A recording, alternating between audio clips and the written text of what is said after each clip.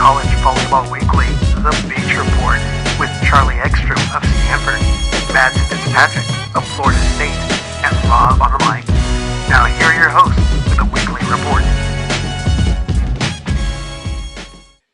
Hey everyone, welcome to College Volleyball Weekly Beach Edition, and it is such a bummer. This is the season finale for the 2021 season, but with me are Charlie Ekstrom of Stanford University representing the left coast, Mads Fitzpatrick of Florida State representing the right coast, who happens to be closer to the left coast right now.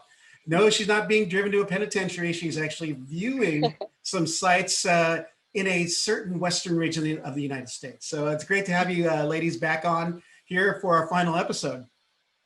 Yes, thank you so much for having us. I'm sad.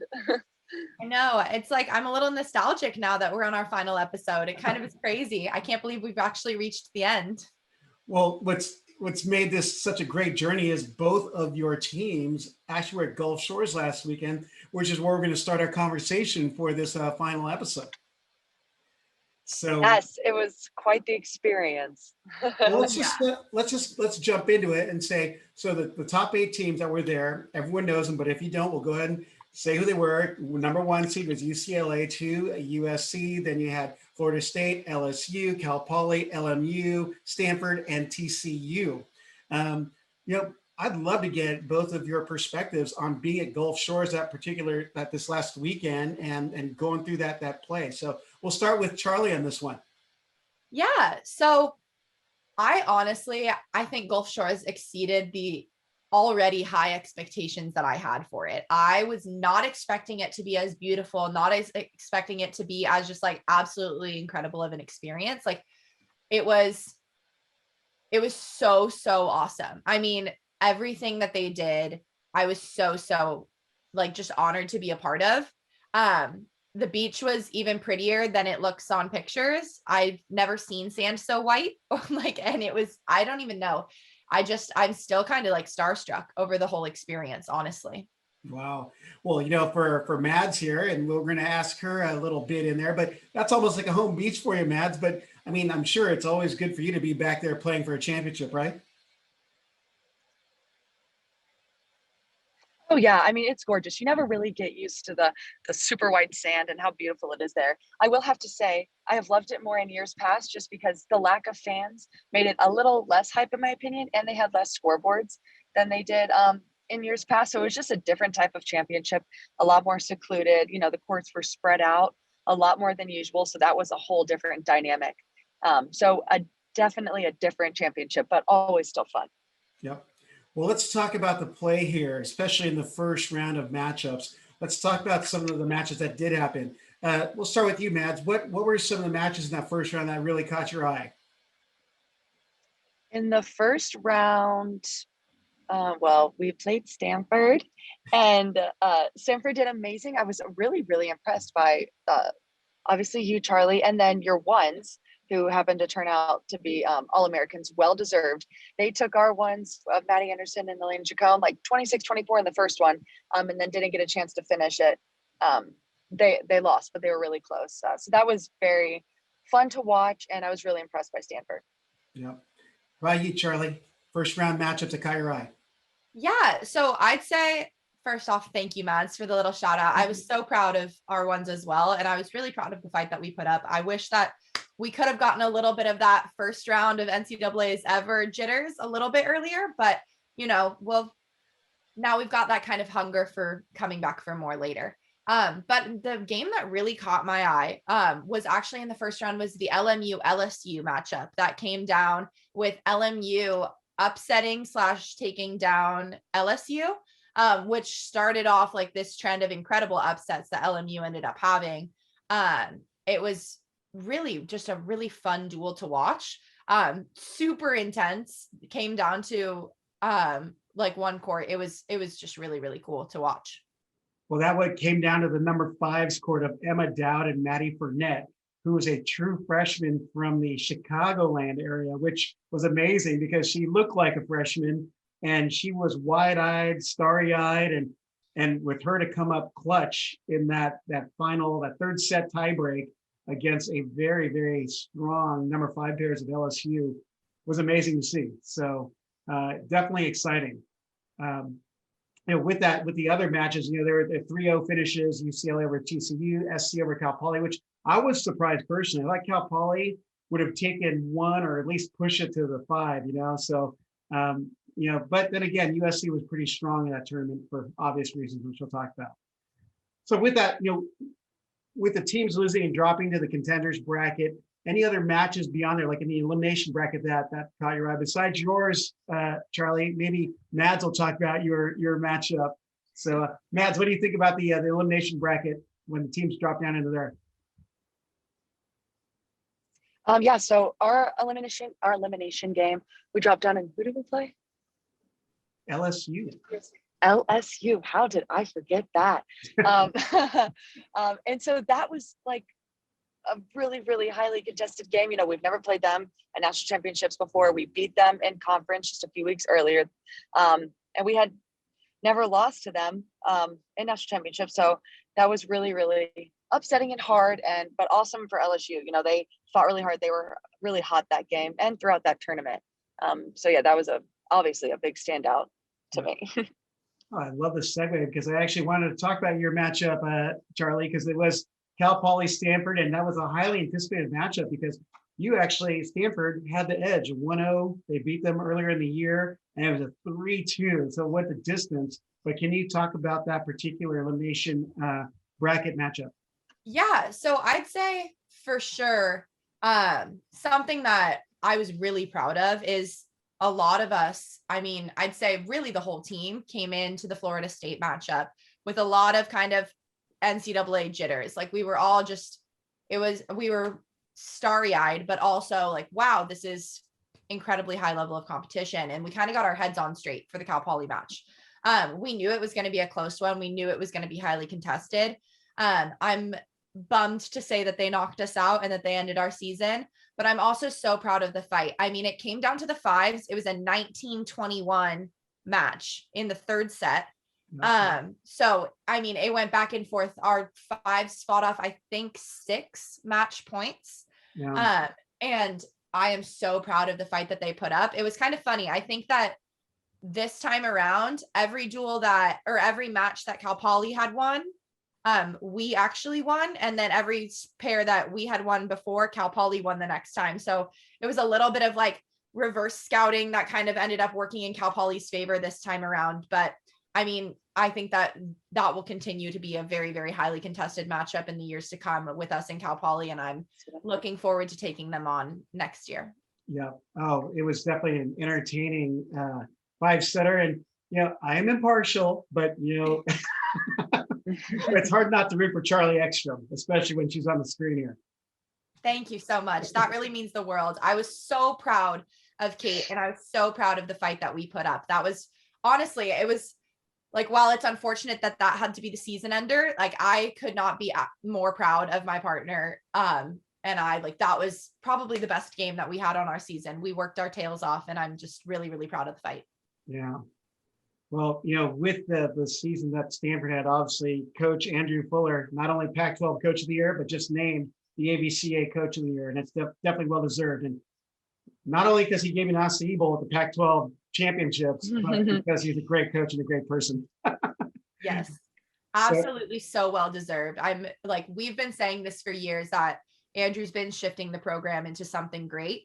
And it's so awesome to see that with the addition of Angela and Andrew's coaching, and having Lauren and Summer Nash also in with us, that, we've just been able to do some fantastic things. And I think that it could not be more well-deserved this year. Let's jump back to the winners bracket at the NCAA Division One Beach Championships, to the USC Florida State matchup, which went 3-1. But Matt, can you talk about what happened in that matchup between, Florida State looked really good. And because you're right in the knee deep in all that. So talk about how your team performed against the Trojans, who were very strong in the tournament. Yeah, we definitely came in really excited. We were looking forward to taking down USC. And like you said before, it's kind of just whichever team comes in hotter for the final tournament. And during that game, USC just played stronger than us. All of their pairs delivered. So yeah, very impressed by USC. They were just hot that entire tournament. Yeah. Anything else to add, Charlie, while we're on the Florida State SC matchup? I absolutely could not agree more. I think USC really came out for blood. I mean, they were coming back to avenge a lost Pac-12 championship title, and Florida State came out fighting as well. They were ready, but I think that USC, like Mads was saying, was just very, very hot, and they played fantastic volleyball on the whole weekend. Yeah. Well, the other matchup in the winners bracket was LMU UCLA, which is an upset, so to speak, because it's a 3-2. Another went the distance, but curious as to you as athletes, what you were seeing on the sand versus what a fan like me is watching online. We'll start with you, Mads. Oh, maybe no connection. Well, how about you, Charlie? Let's jump in right there. Yes. So I was so impressed with Loyola Marymount this weekend, or that weekend. They came in absolutely full speed ahead, barreling in and fighting. And I think that they kind of shell shocked some teams, honestly. I think that people weren't ready for the fight that LMU was putting up. And it kind of showed in that winners bracket. We had some big upsets that they produced. Yeah. I'm so excited. So it all came. We're getting the alien encounter here, apparently. I think we've lost you, Mads. Well, at least the video. Well, Fifth court, third I set. think she may be delayed. Super I think she is. Oh. That's right. Well, she's in Sedona, apparently. And Oh no. oh, it's down to us two. I may have to let her back in. Oh, and, oh, there she is. Let's admit her. Hi. There we go. We're gone. We're back on. Well, She's back. she's back. Did she come to the bottom window? She did. All right, let me relocate. All right. I don't think she's all the way back.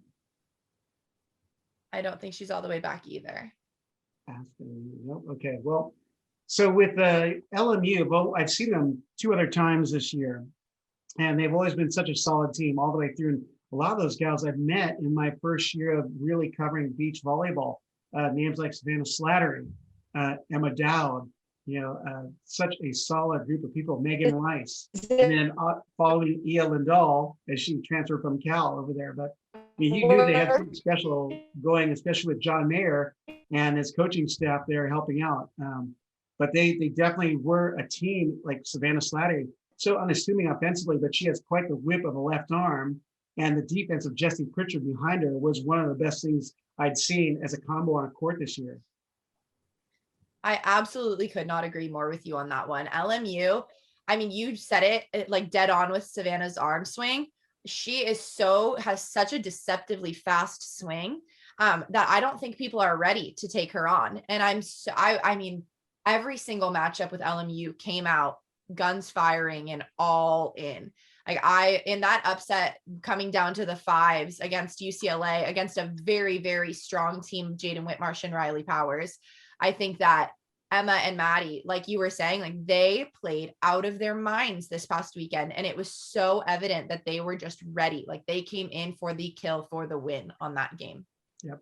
Mads, so we were talking about the LMU upset of UCLA in the winners bracket. Thoughts on that matchup? Yes. Yeah. Oh my gosh. That was so much fun to watch. As you just said, Emma Dowd and Maddie, I just watched how fiery they were and how aggressive they were. I think UCLA, they knew that they had something to lose, whereas LMU was just going after it every play. So I think that the underdog nature that LMU had, I think definitely played to their advantage. Well, that leads us to the SC LMU matchup that SC won 3-1, and UCLA ended up beating LMU 3-0 out of the contenders bracket, which brought the finals matchup.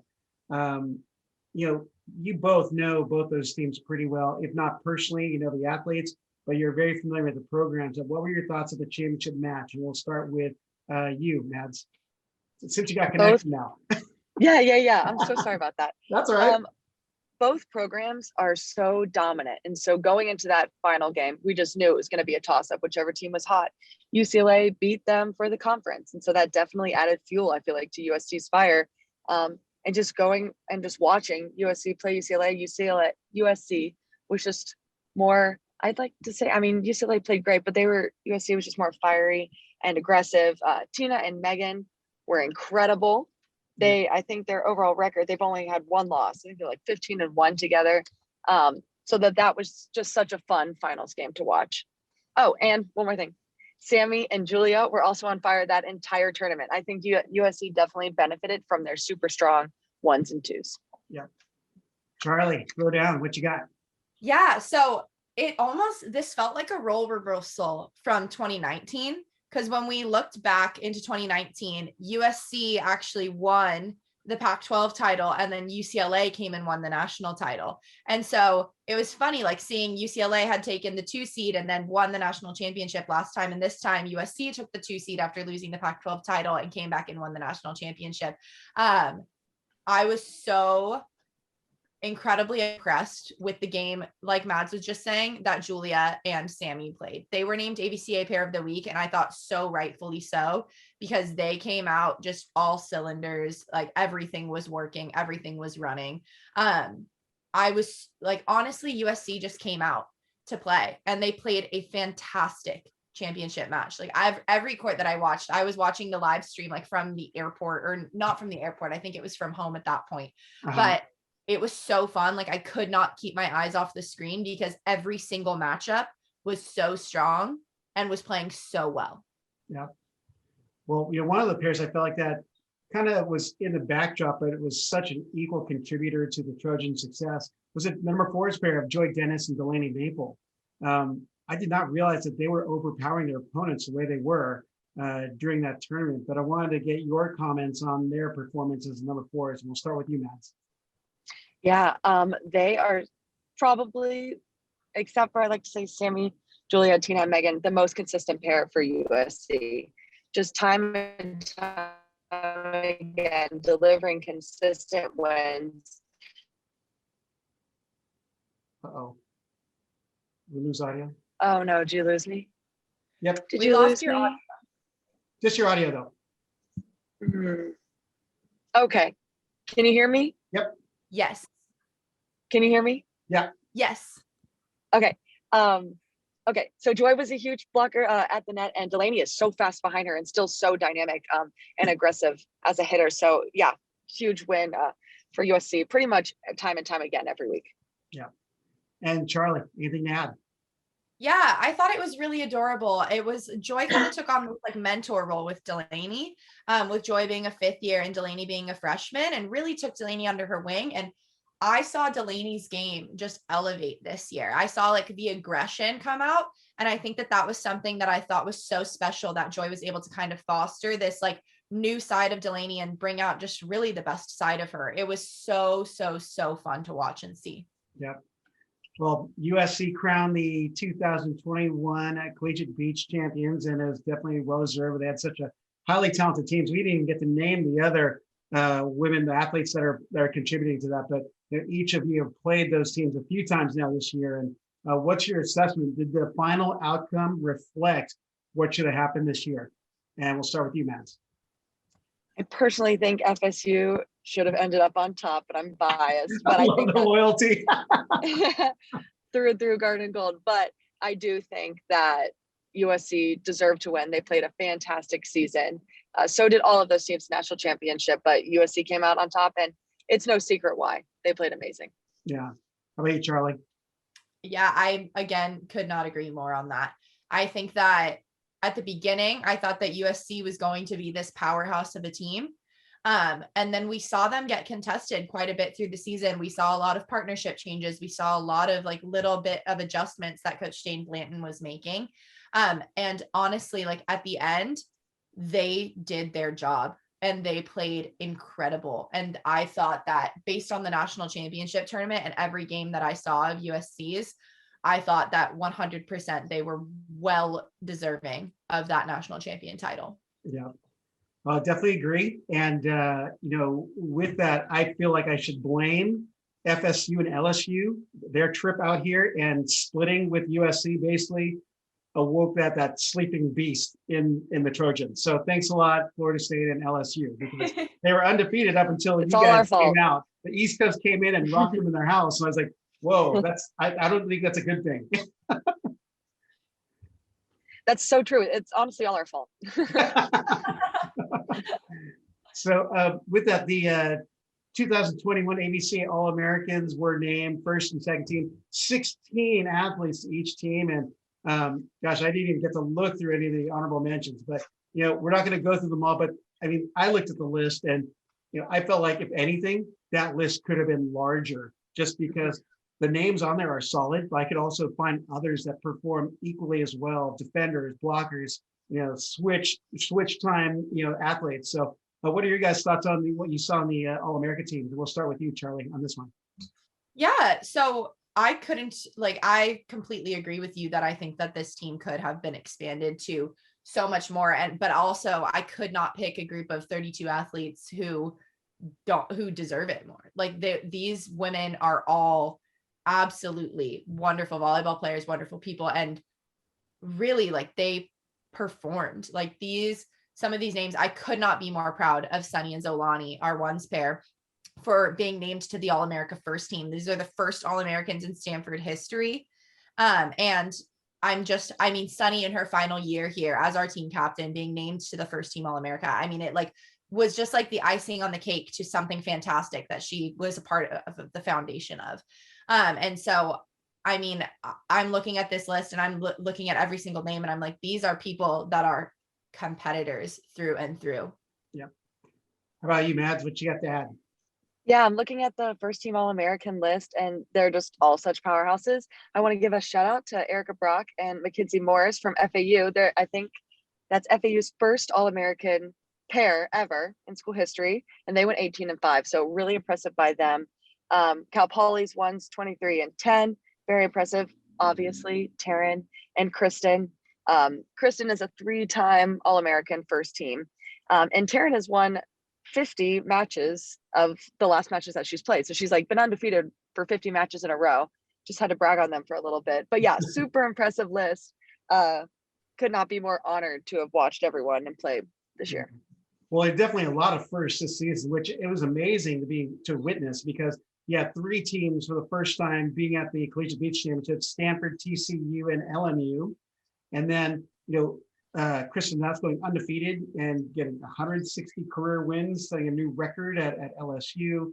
And then Stanford, first All-Americans, I did not know that. And then also with TCU. So really great things happening across the country when it comes to Collegiate Beach.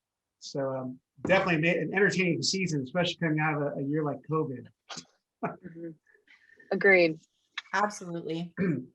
So with that, I know that we talked about polls, and polls really don't matter, but I just thought it was interesting because the AVCA poll, the final one came out on the 11th, and wanted to get your take as athletes on the other side, not like a administrator type person or coach. But did you get a chance to take a peek at the polls this week, ladies? Yes. We'll start with you, Mads. What are your thoughts on what you saw? Yeah, so I think that 1 through 8 is actually fairly accurate. I think LMU did deserve to be 3. They had the upset against UCLA and they beat LSU. So I think I'm really proud of them. They definitely, I feel like, were the 3rd best team in the country this year. All right, Charlie, how about you? Yeah, I'm looking at it and I have really no qualms with it. I'm thinking that this is pretty dead on. I'm back with that Loyola Marymount earning their way up to number 3. I think it's dead on. I mean, they finished 3rd at the national championship tournament, and so they should be finishing 3rd in the nation in the polls. I think every single place has been well earned by every team, and that every single place was a completely indicative. Indicative. Wow, that was difficult for me. But indicative of the way that the national championship tournament wrapped up. Yeah, good stuff. It's just the way that it ended up. I know that there's still the College Beach VB poll, which I know there's a lot of discussion as to what teams fall where, and we still haven't seen that graphic of what the final is. So we know there's some hot debate going on there. So not going to hear it from me, but until it comes out, I don't want to be the one that they throw under the bus. But yeah. But being that it's going to be our 2021 finale episode, I thought I'd end it with our fan solicited questions. And first of all, I cannot thank both of you enough for committing the time that you have to being a part of the College Volleyball Weekly first ever Beach Edition podcast, especially with this shortened season, but with the commitments you guys made, and first being students, then athletes, and sacrificing your time to really grow the game of volleyball and grow the exposure as well, because I've heard nothing but incredible praise for the both of you. So I am entirely blessed and honored and privileged to be on it with you ladies. And I was sharing with Mads how I met you, Charlie, at the Flow Volleyball state championships. I was said, interview that tall one over there, being that you're crushing balls left and right. And then how I came across meeting Mads when Brooke, her coach, said, I asked her, I need someone outgoing that I can interview and you can talk about your program. She's, I got the perfect person, and it was Mads. So, and then the fact that you guys knew each other before even, like, I was gonna ask you, Charlie, what do you think about this Mads Fitzpatrick? And you're like, I totally played with her. So it just happened to work out perfect. So I cannot thank you both enough. So we can't thank you enough. Thank you. For inviting us. Yeah, I mean, honestly, it's just been such a wonderful time. Again, I'm getting nostalgic. I don't want this to end. It's been so wonderful for the last 5 months of getting to see you guys every week. It's been great. Until they hit you with the fan questions that brutalize you, right? Let's go on it in that way. No, it's always a joy. Definitely. Ed. So with that, let's jump into the first question here. But here's the first one for you. When should we expect transfer announcements be made? And we'll start with you, Mads, because you got the funny smile on, like you have some secret information going on. Exactly. I feel like I do have secret information and I can't reveal it, but I expect sometime soon, but I can't speak on that matter because I don't know if I'm in the right to. Well, let me ask you this, as someone who follows, is there a certain date that you can make that announcement, or can that be given at any time? I think it's any time, right, Charlie? Yeah. So based on my knowledge, it's at any time. It's really up to the player to when they announce. So expectations for when it comes out is really kind of wavering, just because it's really up to the player to decide. But then it's also kind of dependent on the program as well, because sometimes there's an ask for season to be over, or other times, like, I think it just really is kind of like wavering depending on player and program. Right. Good answers. I like it. Nice and diplomatic. You both learned well. Right, here you go. You guys will love this one. What does next year look like for your programs? Rebuilding or just reloading? We'll start with you, Charlie. So with us being a fairly young team, only having 2 seniors this year, those 2 seniors will be dearly missed, but I do think that this is going to be a bit of a reload. We have been so used to being a part of a building program, and to have a foundation of 13 returners next year and 8 starters coming back. I'm so excited to kind of reload and be able to kind of work new things out to where we can just reload and be ready for Gulf Shores next year. Perennial powerhouse, Florida State. What you got, Mads? So I would say rebuilding, except for we have so much depth in our team. We're losing a bunch of seniors and super seniors. We're losing a good amount of people. But I'd like to say that we are reloading because of how much depth we already have on our team. We have at least 1 starter from each line staying with us. Raylan, Maddie Anderson, Jenna, Kira, Elena, Liz, like all players who played in the championship coming back. And then we have a lot of freshmen and transfers that cannot be revealed yet, that weren't in the lineup, that can still definitely come in and help us. So definitely reloading. We're ready to avenge this 5th place that we got. So we're going to see a reloaded Mads Fitzpatrick out there on the court without health issues? 100% no health issues, coming in so strong. I can't wait. Excellent. We love it. So how about this? All across NCAA beach volleyball, which program makes the biggest leap next year? Charlie. Ooh, next year. Holy moly. I don't know if I can pick next year, because I think that there were so many shockers that came this year. Like, we even picked surprise teams that, like, there were teams that surprised us that nobody even thought would be a surprise team, my program included. I feel like nobody was really expecting to do as well as we did.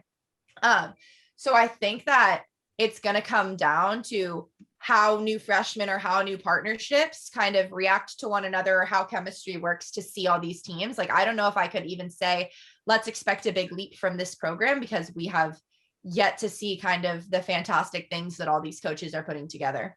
Yeah. Mads. Yep. So I was going to say Stanford, because like you said, you're only losing 2 seniors.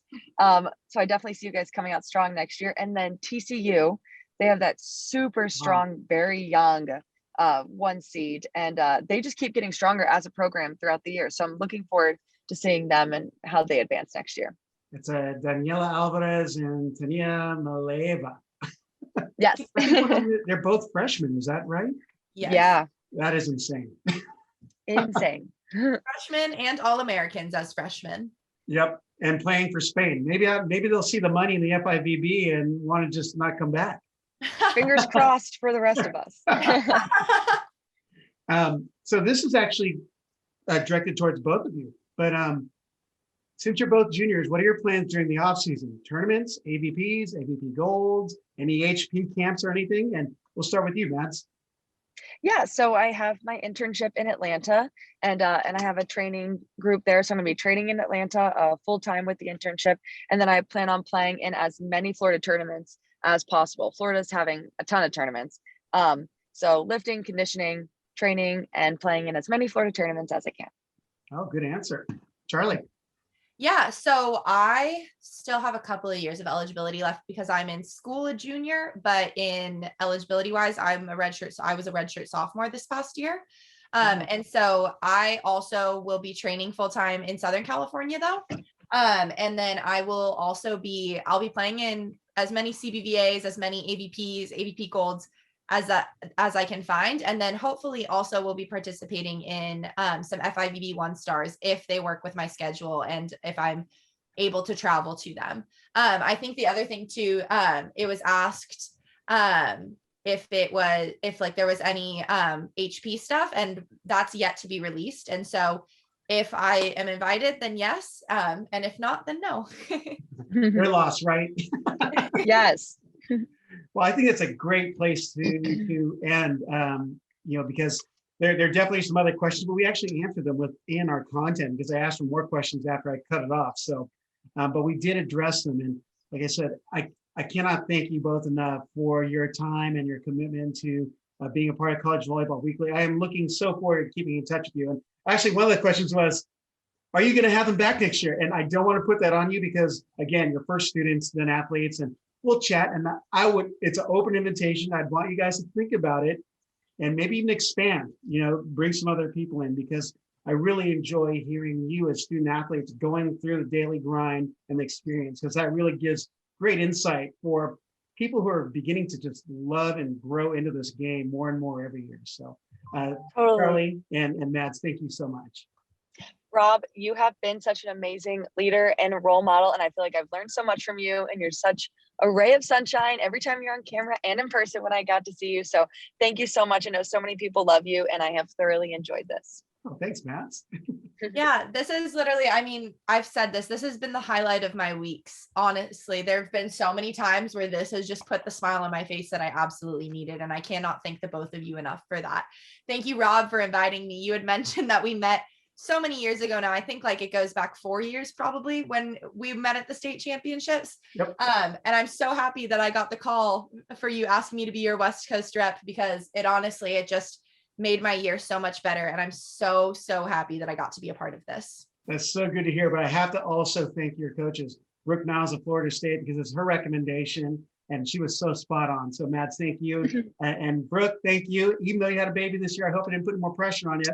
And then also Andrew Fuller, who I've always respected. He's always been such a great ambassador for the program. And I knew that he was going to do some great work, because you could just see it in his demeanor, that he was focused, even with all these things having to deal with and challenges, and growing a new Pac-12 team and develop them into a powerhouse. So ladies, I cannot thank you enough again. And hopefully next year we'll stay in touch. Maybe we'll do a special episode in the summer if you guys are playing. And if you are playing, yes, Facebook Live your matches and I will promote them. Oh, yay. Sounds great. I would love that. Same. All right. Thank you again, ladies. Thank you. Hey y'all, thanks for listening to today's episode of the Viral Volley Podcast. Be sure to follow Rob at Rob on the Mic on Instagram, Twitter, and Facebook. or at robonthemic.com. Check you next time.